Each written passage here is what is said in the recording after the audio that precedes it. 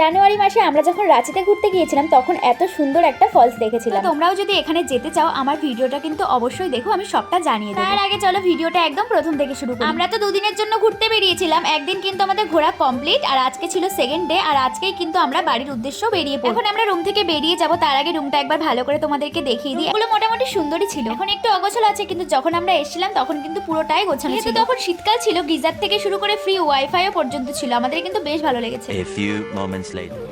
So guys, আজকে হচ্ছে আমাদের রাঁচিতে সেকেন্ড দিন। আমি যখন কথা শোনা যাচ্ছে তো ঠান্ডা তরকারি। তো আজকে আমাদের সেকেন্ড দিন, আর আজকে আমরা হোটেল থেকে চেক আউট করে নিয়েছি, তার কারণ আজকে থাকবো পুরোটাই হচ্ছে রাস্তায়। এখন বাজে সকাল 7:30। তো আমরা সবাই রেডি টেডি হয়ে গেছি, এখন এখান থেকে বেরোবো আর আমরা যাবো ঘুরতে। কোথায় কোথায় ঘুরবো সবকিছু আজকে মানে আমি ভয়েসে বলার চেষ্টা করবো, জানি না কতদূর কি করতে পারবো। তো চলো রাস্তায় যেতে যেতে দেখাচ্ছি, মানে একটু পরে আমরা বাসে উঠবো।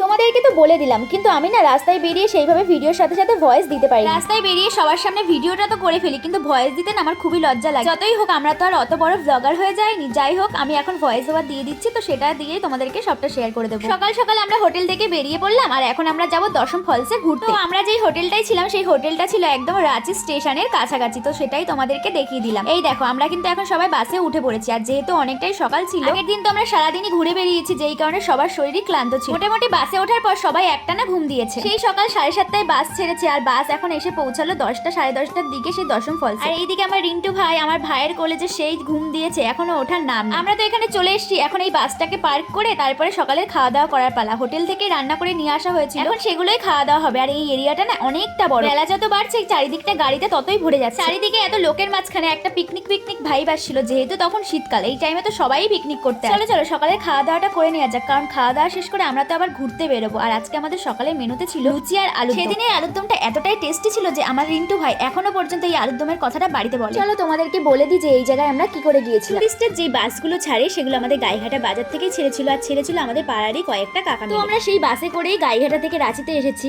আর মাঝখানে শুধু কোলাঘাটে একবার দাঁড়ানো হয়েছে রাতের খাওয়া দাওয়া করার জন্য। তো তোমরা চাইলে এইভাবেও আসতে পারো, আর না হলে যদি ট্রেনে আসো তাহলে অবশ্যই তোমাদেরকে রাঁচি আসতে হবে। দেন গুগল ম্যাপ দেখে দশম ফল সার্চ করে এই জায়গায় চলে আসতে পারবে। জানি না কতদূর কি তোমাদের বোঝাতে পারলাম। চলো চলো এবার আমরা ঘুরতে বেরো। এইদিকে দেখো দুপুরে রান্না বান্নাও শুরু হয়ে গেছে, আর এখন আমরা বেরোচ্ছি সেই দশম ফলস দেখার জন্য। আমরা যখন ঘুরতে বেরোচ্ছি তখন দেখো চারিদিকটা কিন্তু অনেকটাই ফাঁকা। যখন আমরা এই জায়গায় ফিরে আসলাম তখন দেখি চারিদিকটা পুরো গাড়িতে ভরে গেছে, আর মানুষজনের তো কোনো কথাই নেই। এখানে দেখি রাস্তার দুপাশে ছোটখাটো আবার মেলাও বসেছে। তো এই ভিডিওটা অনেকটাই বড় হয়ে যাচ্ছে, তাও এরপরে কি কি করলাম সেটা অন্য একটা ভিডিওতে শেয়ার করবো। তো চলো গাইজ আজকের মতো টাটা সবাইকে।